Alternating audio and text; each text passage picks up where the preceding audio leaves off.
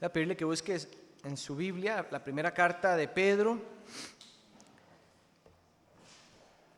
Vamos a hacer nada más hoy una pausa, y es porque Dani generalmente tiene semanas donde tiene que trabajar los domingos. Entonces, en esa semana donde los domingos tiene que trabajar, consideramos que es una semana donde yo puedo predicar para no recargarle a él el trabajo. Entonces, tal vez ahí es como para que no sientan que estamos haciendo muchas pausas en Primera de Corintios. Ya vamos a leer el texto. Déjenme nada más introducir el sermón y a la misma vez colocar el texto que Dani introdujo todo el capítulo, ponerlo en su contexto. Una de las ideas centrales en las Escrituras, mis hermanos, es el describir la vida cristiana como un peregrinaje. La idea del peregrinaje es que cada uno de los santos de Dios, salvados por su gracia a través de la fe en Jesucristo, han sido rescatados de un lugar terrible y de condenación y colocados en un camino nuevo, que ese camino nuevo les afirma la idea de que el fin de sus vidas y el hogar de sus almas no es el mundo en el que viven hoy. La mentalidad de peregrino es aquella mentalidad celestial en la que el creyente recuerda que su hogar está en los cielos con el Dios triuno, y que recuerda que el mundo donde vive es solo pasajero, y todo lo que el mundo directamente malo o directamente bueno no trasciende la eternidad, no perdura para la eternidad, no produce fruto espiritual de deleite y gozo en el Señor, por lo cual ante los ojos del peregrino no vale la pena vivir en pos de ellos. La mentalidad de peregrino es también aquella que entiende que la verdad suprema, perfecta e infalible está en las Escrituras que su Padre Celestial le ha revelado y dejado por escrito, y esta le ayuda en ese peregrinaje en darle una mente renovada, afectos renovados, acciones renovadas. Pero también reconoce que ser peregrino en la mentalidad implica sufrir. Sufrir por obedecer a su Señor amado. Sufrir por obedecer sus palabras. Sufrir bajo un mundo caído, gobernado por Satanás. O sufrir por el pecado que aún permanece y está siendo removido en su proceso de santificación. La pregunta o las preguntas entonces es: ¿cómo entonces el creyente peregrino enfrenta el sufrimiento en ese mundo caído, donde tiene un enemigo que quiere devorarlo y hacerlo apartarse del Dios, pero aún también donde aún tiene pecado presente en su vida? ¿En base a qué el peregrino celestial avanza a la gloria prometida en Cristo Jesús? ¿Cómo puede resistir la tentación? ¿En base a qué puede experimentar seguridad en la vida cristiana como peregrino? Y ahí es donde yo creo que la primera carta de Pedro es suficiente para cultivar esta reflexión. Pedro comienza su carta poniendo ante los ojos de sus hermanos los gloriosos privilegios que tienen a través del Evangelio de Cristo Jesús. La iglesia, en el momento donde Pedro escribe, estaba en medio de pruebas, aflicciones, luchas presentes y futuras. Y ante esto necesitan recordar que no están solos, que están siguiendo los pasos de Cristo Jesús, y que las aflicciones se comprenden, o sea, se interpretan dentro del contexto del amor de Dios por su pueblo, que empezó antes de la fundación del mundo y continuará hasta la gloria. Pedro también en su carta necesita recordarle a sus hermanos que ellos sufren porque son peregrinos y extranjeros en este mundo. Por lo tanto, experimentan sufrimientos porque no pertenecen a este mundo, sino que crecen por la gracia divina en vivir vidas contrarias a los patrones e ideas del mundo. Y no quise extender demasiado la introducción, pero Pedro termina cada capítulo con una esperanza. Introduce el capítulo con algún tema relacionado en el diario vivir o dificultad, y termina todos los capítulos con esperanza. Y en el capítulo 5, donde se encuentra nuestro texto, Pedro primero se dirige a los pastores para que realicen la obra de manera que honra al Señor. Después se dirige a la iglesia con varios principios bíblicos, esperando que los puedan poner en práctica. Y en medio de eso describe que tiene un enemigo que anda como un león rugiente deseando devorar al creyente. Y finaliza con la seguridad en el carácter de Dios y su obra en nuestro peregrinaje cristiano en medio del sufrimiento. Y en la boca de Pedro lo que sale es una alabanza y confianza en este poderoso Señor. Podríamos decir que Pedro desea que sus hermanos levanten sus ojos a Dios y reciban de Dios lo que necesitan, sabiendo que ya es suyo en Cristo Jesús. El tema de Pedro sería la esperanza a través de Cristo en medio del sufrimiento. Y tiene el propósito de animar a los creyentes a perseverar en las aflicciones, poniendo sobre ellos o delante de ellos la esperanza de una gracia reservada para la gloria. Con esa introducción, espero yo, y esa reflexión, podamos leer otra vez nuestro texto que vamos a estudiar hoy. Primera de Pedro, capítulo 5, verso 10. Y después de que hayan sufrido un poco de tiempo, el Dios de toda gracia, que los llamó a su gloria eterna en Cristo, Él mismo los perfeccionará, Él mismo los afirmará, Él mismo los fortalecerá, Él mismo los establecerá. Y a Él sea el dominio por los siglos de los siglos. Amén.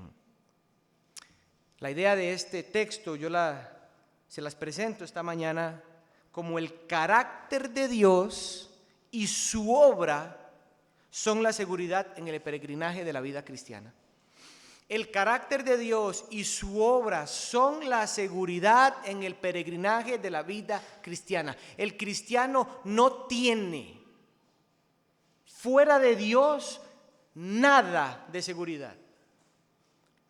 ¿Y en base a qué de Dios puede uno peregrinar y llegar hasta la gloria? Solo su carácter y su obra. Y eso es lo que vamos a ver aquí. Dos formas o verdades, de cómo Dios es la seguridad en el peregrinaje de la vida cristiana. Y la primera es el carácter de Dios y el segundo es la obra de Dios.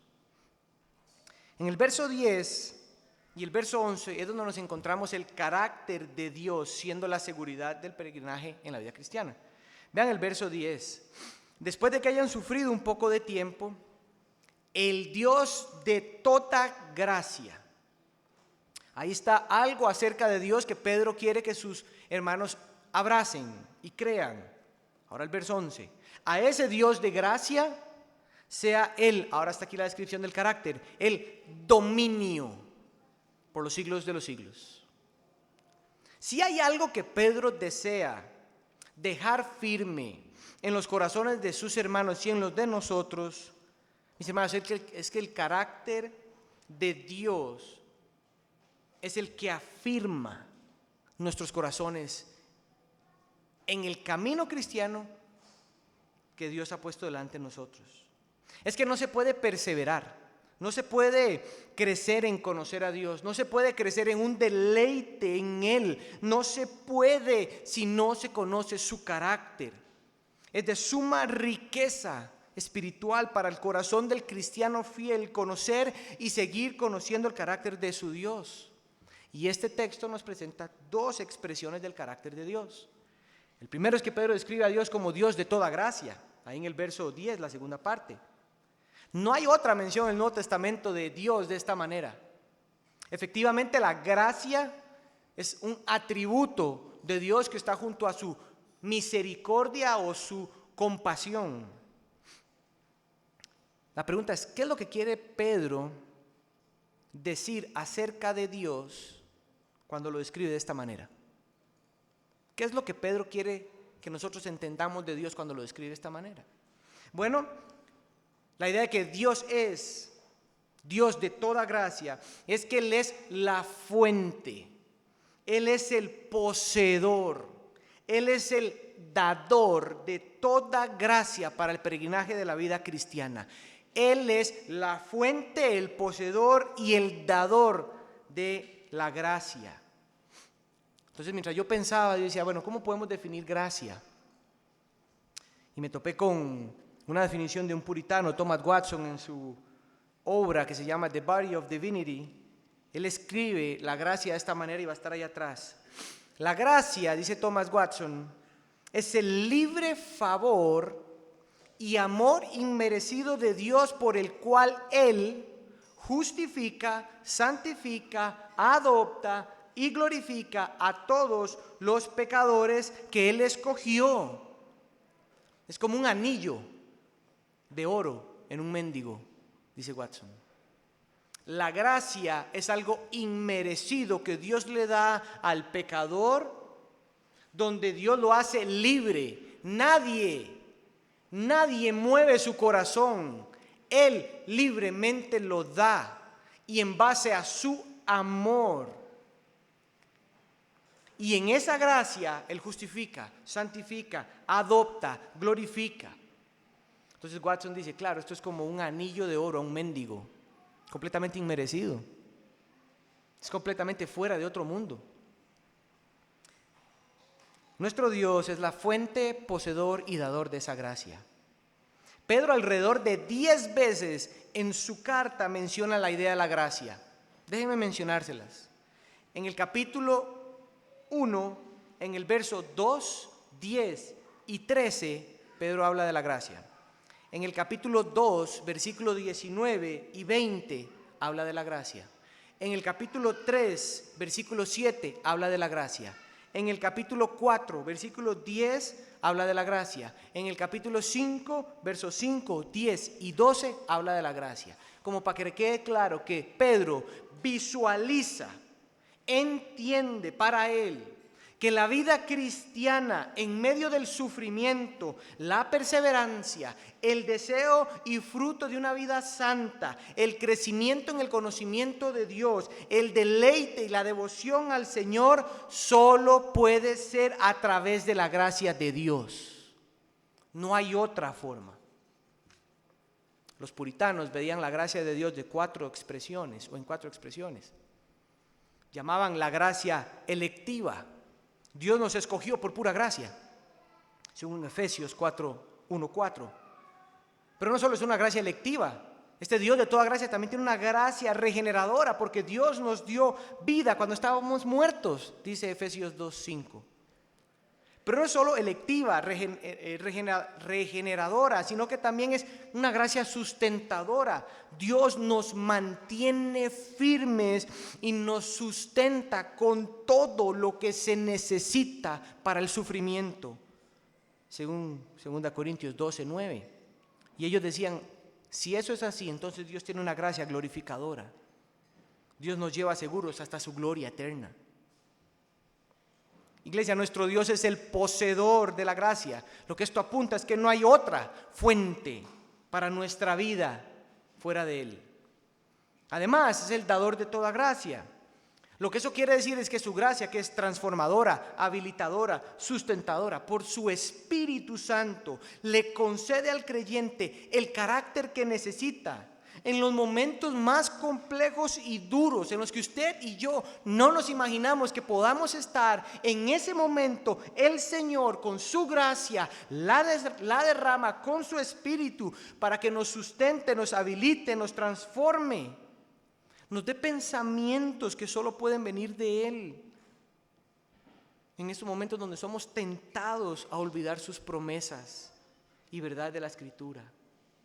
O en esos momentos, la gracia del Señor entra a los afectos y a los deseos y los transforma para que podamos guardar en el corazón todas sus verdades y rechazar toda mentira de nuestro propio pecado o de un mundo que nos rodea o de un enemigo que quiere devorar nuestras vidas. Mis hermanos, este Dios de gracia tiene gracia para el perdón. Para el pecado, este Dios de gracia tiene la gracia purificadora que limpia el corazón.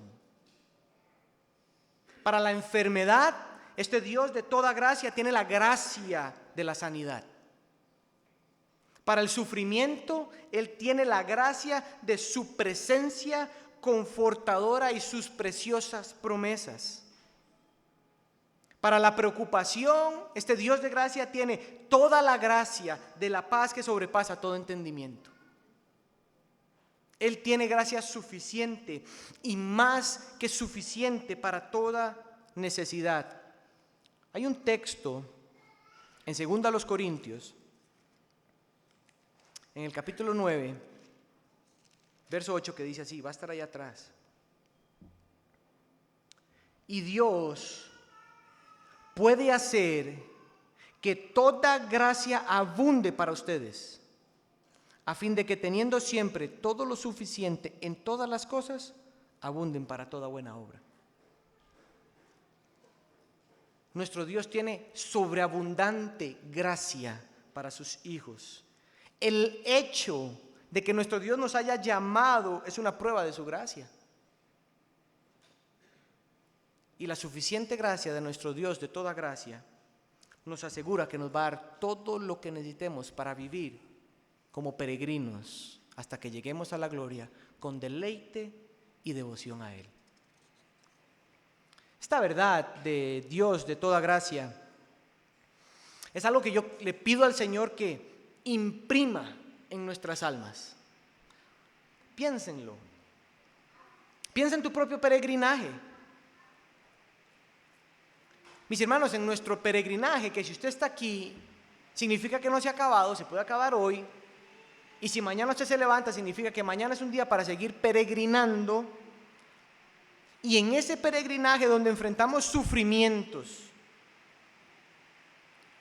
donde enfrentamos todo tipo de dificultades, pero donde el Señor ha determinado que lo conozcamos, lo que necesitamos es gracia abundante, gracia santificadora, gracia habilitadora, gracia sustentadora. En nuestro Dios encontramos la fuente, el poseedor y el dador de toda gracia.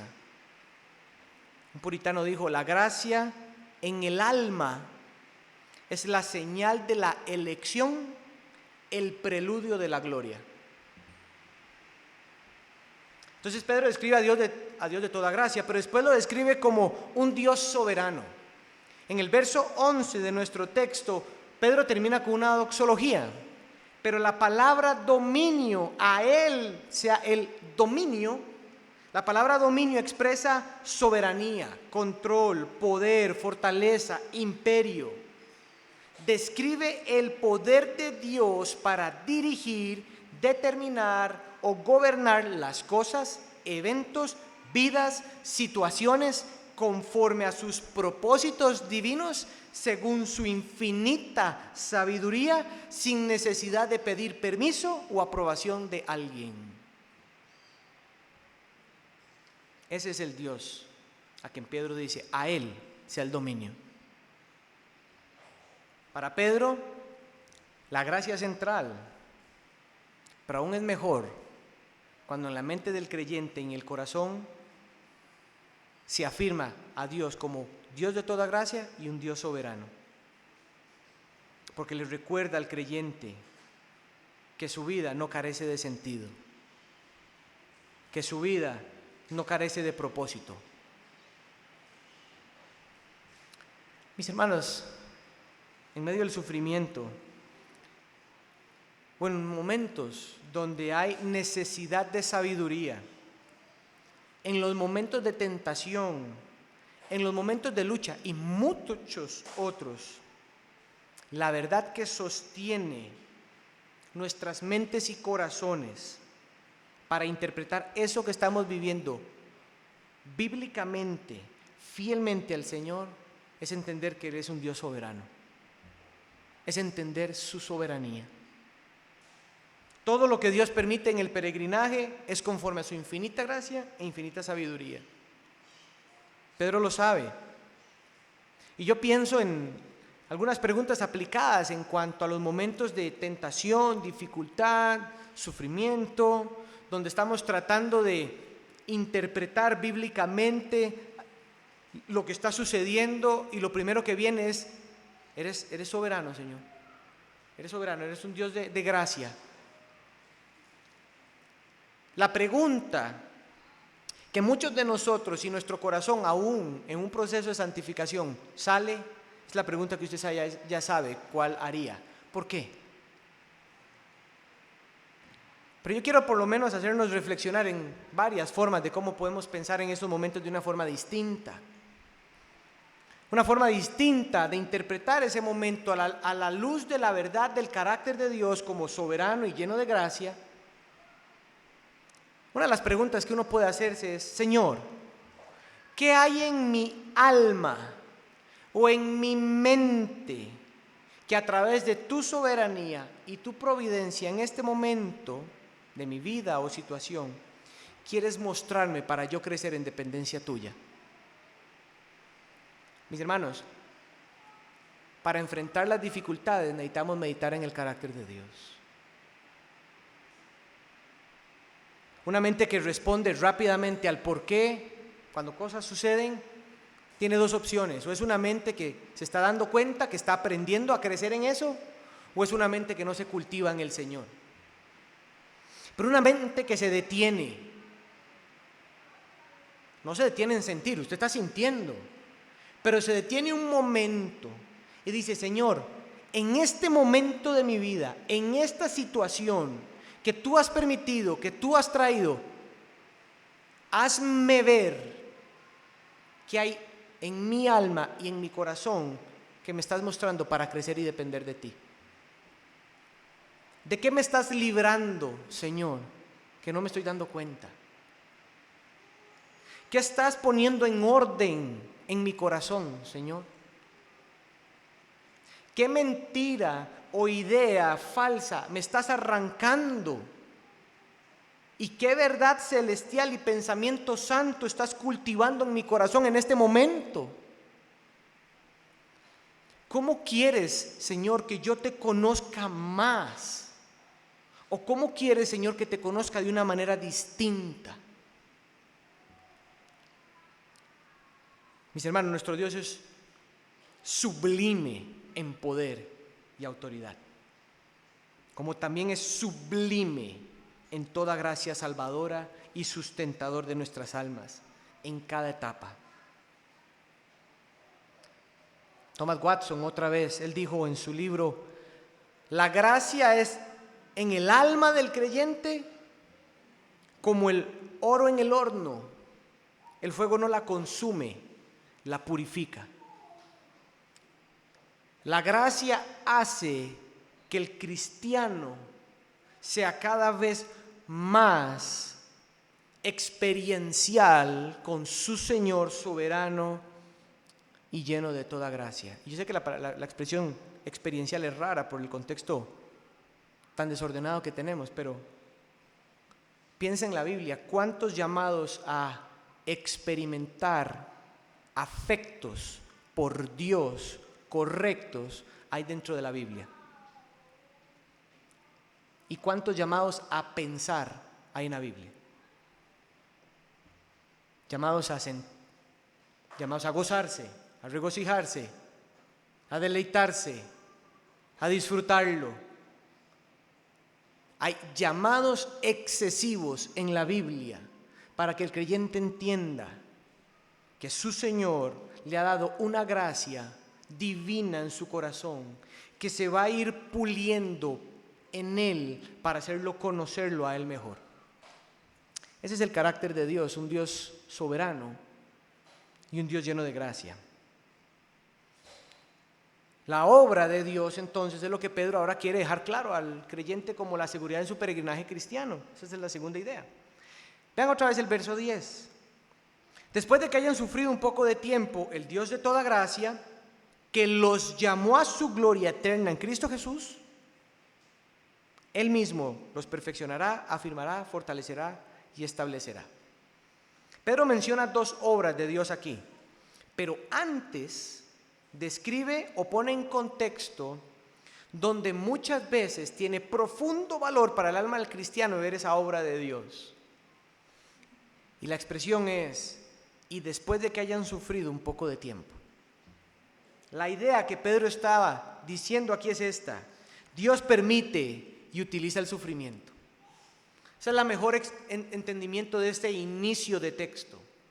Y después de que hayan sufrido un poco de tiempo, Dios permite y utiliza el sufrimiento. Mis hermanos, el sufrimiento es temporal y formativo bajo el control de Dios. Y esta expresión, después de que hayan sufrido un poco de tiempo, Pedro lo está haciendo en base a que el Señor Jesús se fue y hasta que el Señor Jesús regrese. Ese es el poco de tiempo. O sea, el peregrinaje cristiano es una vida que contiene sufrimiento, pero que prepara para la gloria, lo cual lo hace formativo y temporal. Pedro sabe que el sufrimiento, un poco de tiempo, se describe desde el carácter de Dios, donde para Él un día son muchos días y muchos días es como un día. Dios no está pensando en días. Él está pensando en periodos de transformación, de procesos de crecimiento. Dios no está dentro del tiempo. Entonces, cuando Pedro dice, después de que hayan sufrido un poco de tiempo, no está diciendo, bueno, cuando usted deje de sufrir, ya Dios va a hacer una obra maravillosa, porque cuando eso suceda, usted va a estar en el cielo. Sí, esa obra maravillosa fue que ya llegue al cielo. Entonces, contiene la idea de que sufres, Dios así lo permite, y vas en un camino a la gloria. Aquí hay un camino de esperanza, hay un texto que dice, el sufrimiento es útil en las manos del Señor porque te lleva a anhelar el lugar a donde el Señor te va a llevar. Por eso es que dentro del peregrinaje cristiano, el cristiano recuerda cada vez más que su hogar no es este donde está aquí. Mis hermanos, el sufrimiento, las aflicciones, el momento donde nuestra fe es probada como el oro y refinada, nunca es accidental, nunca es vacío. Siempre Dios está detrás de él para algo mucho más glorioso. Romanos 8:18, que es un texto que va a estar detrás, dice Pablo, yo considero que los sufrimientos de este tiempo presente no son dignos de ser comparados con la gloria que nos ha de ser revelada. Miren la perspectiva de Pablo aquí. Estamos sufriendo, pero los sufrimientos no se comparan con la gloria que nos ha de estar revelada. La pregunta es, ¿qué hay en la gloria que hace que el sufrimiento no tenga comparación? No es dejar de sufrir, es que allá está el Señor. Allá yo experimento al Señor. El cielo es el cielo porque Jesús está ahí.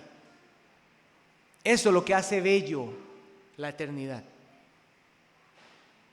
Pero igualmente Pablo, a los Corintios capítulo 17 dijo, pues esta aflicción leve y pasajera produce. Dios tiene la capacidad que en este momento de aflicción leve y pasajera se produzca un eterno peso de gloria que sobrepasa toda comparación. Hay algo en el corazón de Pablo que Dios le otorgó por gracia para escribir este texto y decir que el sufrimiento leve, la aflicción leve y pasajera, que es como decir, por el periodo de tiempo que el Señor me tenga en ella, ha producido internamente un peso, una conciencia, una reflexión, un fruto que me hace pensar en Dios, me hace pensar en la eternidad, diciendo y pensando, lo glorioso de allá no se compara a lo que sea que yo esté perdiendo aquí. Richard Sibbes, otro puritano, él dijo, los sufrimientos del creyente son medicina, no son castigo. Dios los utiliza para llevarnos más cerca de Cristo. La pregunta entonces es, ¿ese es el sufrimiento? Está bien, Pedro, entendemos, produce gloria, porque para eso está el texto está de que el sufrimiento por un poco de tiempo produce un deseo de gloria, pero ¿qué es lo que hace Dios? Porque está su carácter, pero ¿qué es lo que hace Dios que hace que el sufrimiento, que es un poco de tiempo, produzca en nosotros un entendimiento y un deseo de la gloria? Bueno, lo primero que Dios hace es que nos recuerda en una expresión que nos llamó a salvación y de la salvación a la gloria. Vean lo que dice la segunda porción del verso 10. Después de que hayan sufrido un poco de tiempo, el Dios de toda gracia, que los llamó a su gloria eterna en Cristo. Esa es la primera obra que Dios hizo y hace en medio de. Porque esta expresión tiene dos verdades, contiene dos ideas centrales. Dios nos llama a su gloria en Cristo, inicia cuando Dios hizo un llamado eficaz de salvación en Cristo. Esa idea de que Dios nos llamó a su gloria en Cristo inicia cuando Él nos llamó. Y ese llamar, lo que Pedro está diciendo, Dios los llamó a Él. Entonces, si Dios los llamó a Él y en un poco de tiempo, que solo Él sabe cuándo, Él que los llamó en esa salvación contiene la gracia necesaria y la capacidad necesaria para conocer a Dios en medio de los sufrimientos, de manera que sus almas nunca se muevan de las manos de Dios. Y esto afirma las palabras de Jesús en Juan 10:28. Yo les doy vida eterna y jamás perecerán. Nadie las arrebata de mi mano. Es un llamado eficaz a experimentar las glorias y las bellezas de Cristo en Dios, pero a la misma vez no se queda aquí, porque nosotros no vamos a conocer aquí a Cristo de manera plena. Lo conoceremos hasta que estemos en su gloria. Entonces ahí es donde se abre la segunda verdad. A la misma vez que es un llamado eficaz de salvación, es un llamado glorioso celestial. Lo que quiere decir es que experimentaremos el que Dios nos haya traído a su gloria cuando Él abra la eternidad en sentido de habernos llamado y ahí con brazos abiertos el Señor diga, bien hecho, siervo y fiel. Entra al gozo de tu Señor. Pedro lo dijo en el primer capítulo, versículo 4, cuando él dijo, hermanos, hemos nacido de nuevo para obtener una herencia incorruptible, inmaculada, que no se marchita, reservada en los cielos. Lo que Pedro está diciendo es que tenemos una salvación tan gloriosa que experimentaremos tan segura y plena aquí, pero que no está hecha para experimentarse plenamente aquí.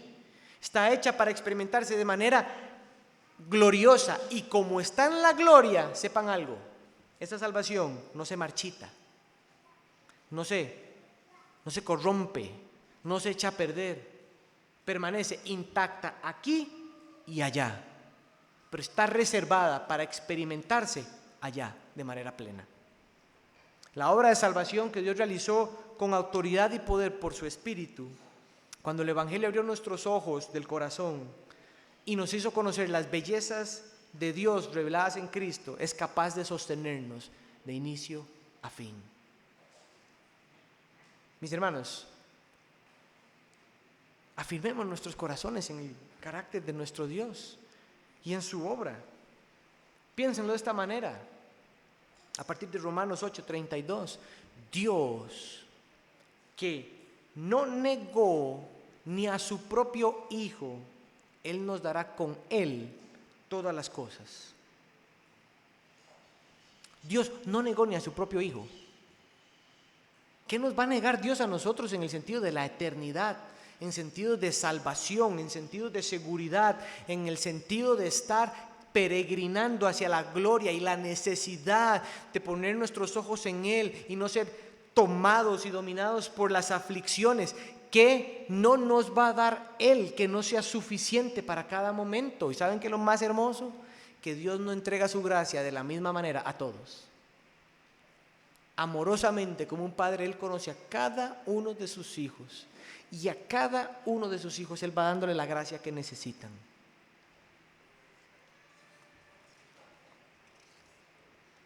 Entonces Dios, de alguna manera, Pedro describe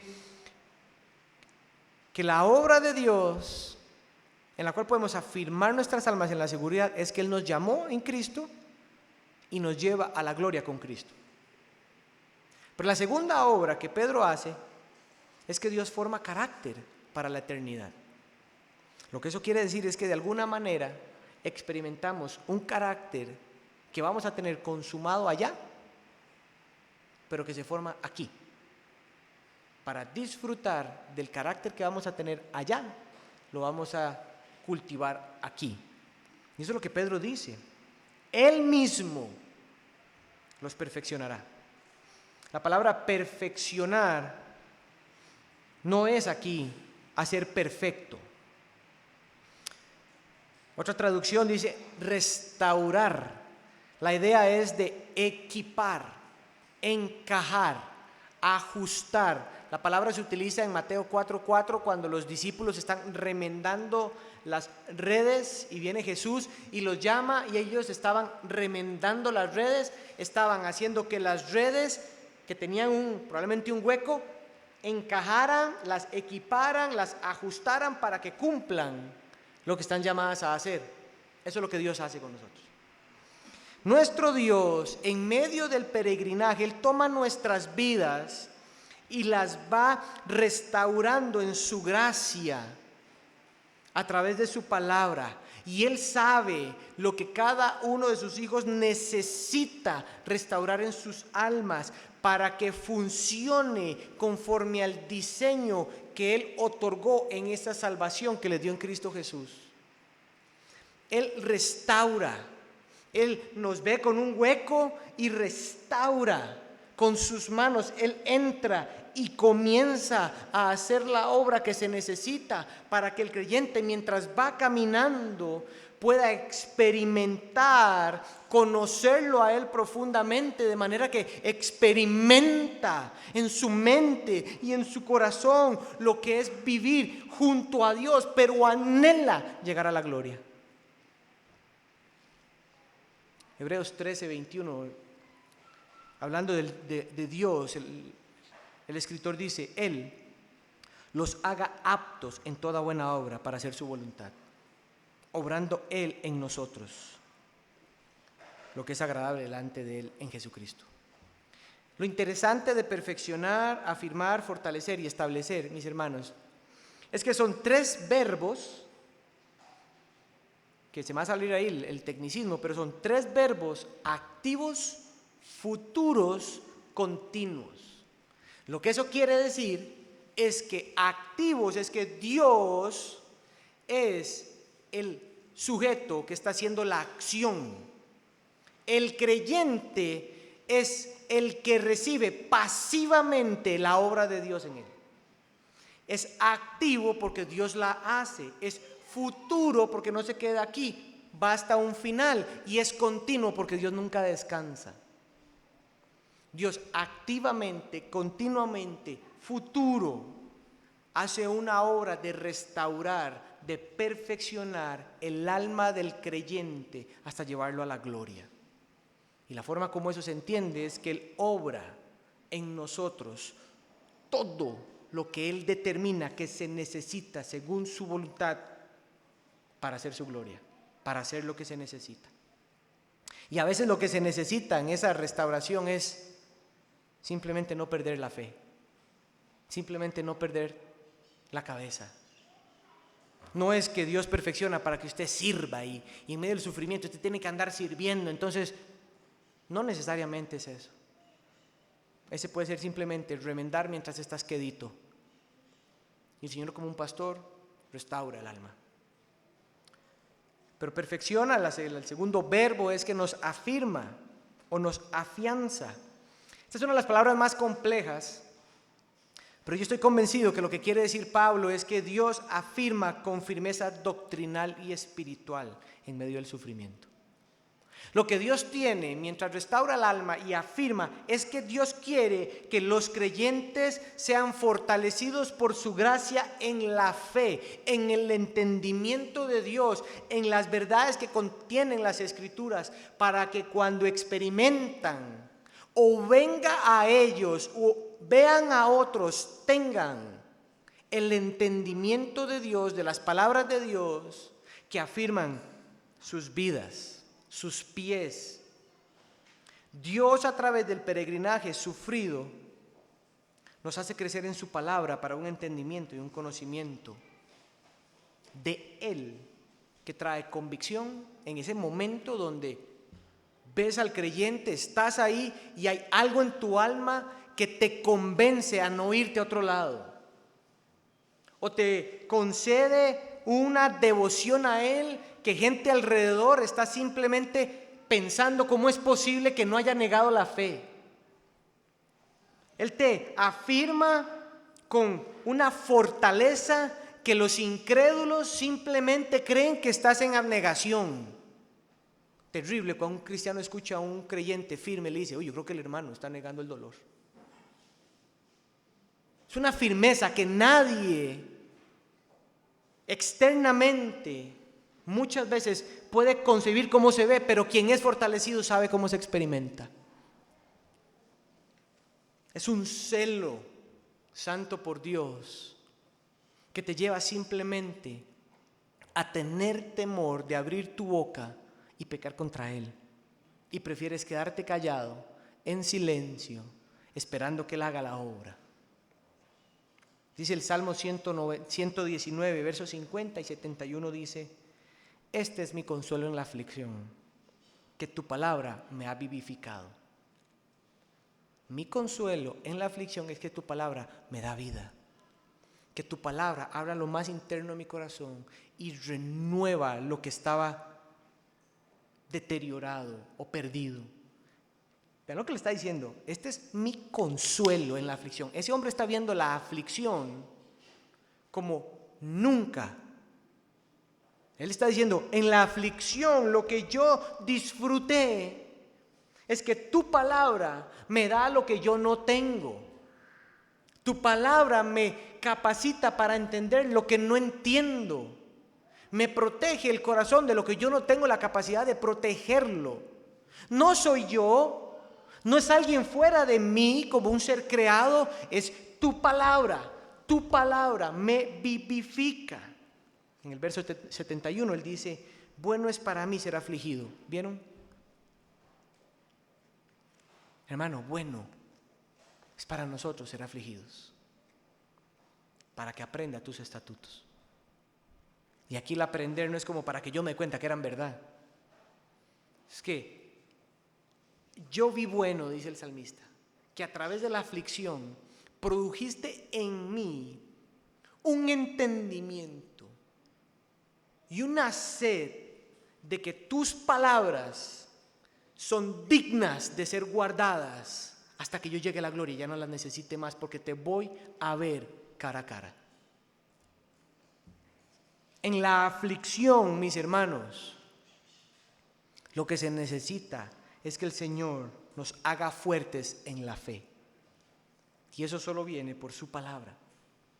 Bueno es para mí ser afligido. Y a veces cristianos dicen: hermano, no diga eso, usted tiene la libertad de decirle al Señor: no, Señor, yo no estoy de acuerdo con el sufrimiento. Este hombre no. Este hombre entendía que Dios era un Dios lleno de gracia, un Dios soberano, que lo había puesto en medio de un sufrimiento que no se sabe qué es, y Él lo que dice es: Señor, en la aflicción tu palabra me vivificó. Señor, en la aflicción yo aprendí que es bueno para mí la aflicción, porque me permitiste ver tus palabras, creerlas como que son vivas, porque eso es lo que son, dadas por vos, que hablan a mis oídos y fortalecen mi corazón. Aprendí tus estatutos. Dios perfecciona, Dios afirma, pero también Él fortalece. Aquí el mejor entendimiento es que Él llena de fuerza. Pero la idea es que la fuerza es una fuerza divina. Dios provee poder divino, celestial, incomparable, inmutable. Sería como, si es que nadie puede copiar, eso es lo que quiero decir, nadie puede copiar la fortaleza divina que Dios le da a sus hijos para soportar el día malo, la aflicción y la dificultad. No hay comparación. Lo que quiero decir es que el mundo va a tratar de producir en base a conocimiento vacío la idea de que puedes encontrar fuerza para la aflicción fuera de Dios y fuera de su palabra. Es ahí donde yo creo que la psicoterapia engaña a la gente con esas mentiras. No hay capacidad de ningún hijo de Dios de enfrentar lo que implica llegar a la gloria en medio de este mundo, mis hermanos, que se va a poner cada vez peor, donde no hay esperanza, donde no hay ni nada bueno dentro de él, aun cuando querramos engañarnos de que hay algo bueno. No hay nada en ese mundo. Todo lo que ese mundo va a hacer, el pecado que está siendo renovado en nuestros corazones y el enemigo que es descrito como un león, él va a hacer todo lo que pueda para devorarnos. No puede ser que fuera de la palabra del Señor haya algo que nos dé fuerza. No tiene sentido. Hay que tener fe para creer esa mentira. No hay. Dios fortalece a sus hijos por su palabra. Punto. No hay nada más. Mis hermanos, el hecho de que Dios fortalezca nuestras almas y que Él fortalezca nuestra fe es tan central. Cultivar nuestro ser en Dios es central, porque va a venir el día, o ya estás ahí, donde viene el viento de la dificultad. Y ese viento no viene suave, ese viento va a venir fuerte y no está fuera de las manos de Dios. Ten eso muy claro. Pero va a venir la dificultad, el viento de la dificultad. Y cuando venga el viento de la dificultad, cuando venga el viento del sufrimiento, cuando venga el viento de la tentación, cuando un hijo de Dios depende de su Señor en su palabra y cultiva y lo disfruta y persevera y persevera y persevera, aún pecado en su corazón, pero persevera y persevera, cuando ese viento venga, no apagará la llama de la espiritualidad, sino que la convertirá en un fuego mayor. No va a apagar la llama del fuego, la va a convertir en un fuego mayor. Salmo 138 dice: aunque yo ande en medio de la angustia, tú me vivificarás. Él perfecciona, afirma, fortalece. Dios da fuerza a sus hijos, una fuerza divina. Ustedes lo han visto, yo lo he visto con mis propios ojos. Ver a hermanos fortalecidos. Mis hermanos, realmente hay que tener fe como para creer que es de ellos o de que lo encontraron en algún lado. Bíblicamente este carácter que Dios forma, solo Él lo puede formar. Vean lo pasivo que somos nosotros en estos verbos. Pero después finaliza Pedro diciendo, Él los establecerá. Como que ya la palabra describe otra vez como una idea de que es aquí, pero también llevándolos hacia allá. La idea de establecer es como sentar base, sentarlo sobre un fundamento. Es poner algo que se coloca y nadie lo mueve de ahí. Y dentro de la carta de Pedro, para el entendimiento de Pedro, el fundamento es Cristo. Cuando él habla de fundamento, de la piedra angular, él está hablando de Cristo Jesús. Dios establece, pone a sus hijos en medio del sufrimiento, habiéndolos remendado, hablando de perfección, habiéndolos afirmado, haciéndolos crecer en un entendimiento de la fe a partir de su palabra, fortaleciéndolos, dándoles un poder divino. Eso termina donde Él los coloca en Cristo, porque los llamó a la gloria en Cristo. Él te coloca en Cristo, hace que la experiencia salvífica te haga como teniendo un ancla en el agua firme, nada se mueve. Él establece a su iglesia inamovible en el Evangelio cuando sufrimos dificultades, sufrimientos o lo que el Señor considere como bueno. Hay un texto en Isaías 41:10. El Señor dice, no temas, no temas. ¿En base a qué, Señor? No voy a tener temor, porque yo estoy contigo. Y la idea del yo ahí es Yahweh, el Dios está contigo. Es como decir, el Dios que trajo la aflicción es el Dios que está contigo en la aflicción. No temas porque yo estoy contigo. Como que Dios conoce al ser humano, ¿verdad? No temas, pues después dice, no te desalientes. Dios sabe que el temor y el desaliento es parte de sus criaturas. Él las formó, Él las entiende. Él es el único. No te desalientes porque yo, ya cambia la expresión, ya no es yo estoy contigo, yo soy tu Dios. Yo soy tu Dios. La expresión es yo te creé, yo te salvé, yo te redimí, yo te limpié. En palabras del Nuevo Testamento, yo te justifiqué, yo puse mi espíritu en ti, yo te adopté como hijo mío, yo te uní a mi hijo, yo te voy a glorificar. Yo soy el dueño de inicio a fin de tu vida. No te desalientes, yo soy tu Dios. Y ese Dios que está con nosotros, que es nuestro Dios, te fortaleceré. Ciertamente te ayudaré. ¿Ven la gracia del Señor ahí? Yo te daré lo que necesitas para el día. Te fortaleceré, ciertamente te ayudaré. Sí, te sostendré con la diestra de mi justicia. Al texto la misma pregunta es: ¿cómo uno no teme? ¿Cómo uno no se desalienta? El texto responde: por el carácter de Dios, por el ser de Dios descrito ahí. Mis hermanos, Dios forma este carácter hasta la eternidad. Y a través de dos obras, como el llamado a su gloria en Cristo y formando nuestro carácter hacia la eternidad, es que yo creo que podemos entonces responder al tiempo, a después de que hayamos sufrido un poco de tiempo, con esperanza. Iglesia, nuestro Dios es un Dios de toda gracia y soberano. Un Dios que llamó a salvación a cada uno de sus hijos de una forma segura. Una salvación inamovible en Cristo, que a la misma vez diseñada para que de tal manera experimentemos en este momento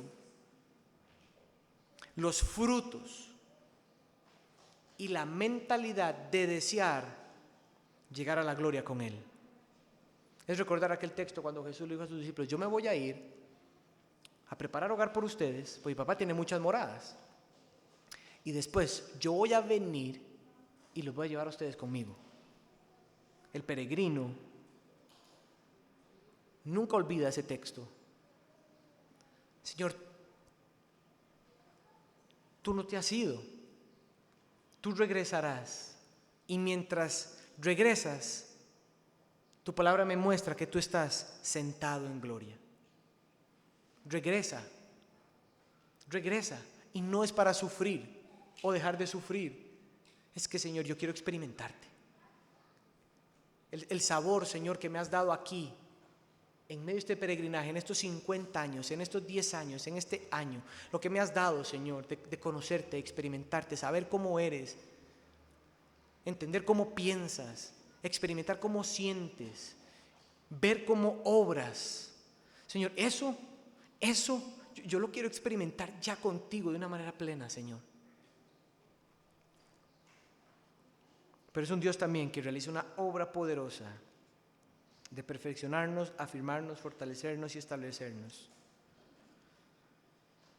En este peregrinaje de la vida cristiana, mis hermanos, para cerrar, yo le pido al Señor que así como Pedro quiere que sus hermanos levanten sus ojos y recuerden todas las gracias y las bondades de Dios en Cristo para ellos ya en este momento, es que nosotros podemos alzar nuestros ojos y que el Señor traiga con su gracia a nuestras almas las palabras del Salmo 73, 25. ¿A quién tengo yo en los cielos? Sino a ti. ¿A quién tengo yo? Y Señor, ¿sabes qué? Fuera de ti, nada deseo. Todas, o ponga la salud, las riquezas, la jubilación perfecta, la familia perfecta, los hijos perfectos, cualquier tipo de carro perfecto, la mejor ropa, cualquier cosa que se te ponga delante y se te diga, es tuyo. Y a la par tienes a la obra del Señor Jesús en la cruz, dándote la comunión de experimentar al Creador que te hizo con tanto amor y gracia para que disfrutes de Él. El sufrimiento y el peregrinaje van a tratar de que veamos eso como el fin último. Al compararlo con nuestro bello Salvador, la balanza no se mueve. Él es suficiente y bello. Eso es lo que el salmista está diciendo. Señor, fuera de ti, todas esas cosas yo no tengo nada. Yo solo te tengo a vos, es lo que yo necesito. Y después de que hayan sufrido un poco de tiempo, hermanos, el Dios de toda gracia, que nos llamó a su gloria en Cristo, recuerden, Él mismo nos perfeccionará, nos afirmará, nos fortalecerá y establecerá. Iglesia de la Gracia, podemos levantar nuestras voces y decir, Señor, a ti y solo a ti sea el dominio por los siglos de los siglos. Amén. Vamos a orar. Señor, eres soberano, eres fiel. En ti, Cristo, confiamos. Gracias, Señor. Que este texto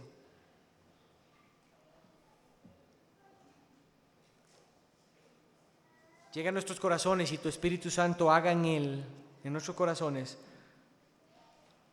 la obra que tú determinaste hacer en cada uno de nosotros. Gracias, Señor, por tu gracia, soberanía, el llamado eficaz a disfrutar de Cristo y que se completará hasta la gloria y producir carácter en nosotros, Señor. Te amamos, Señor. En el nombre de Jesús. Amén y amén.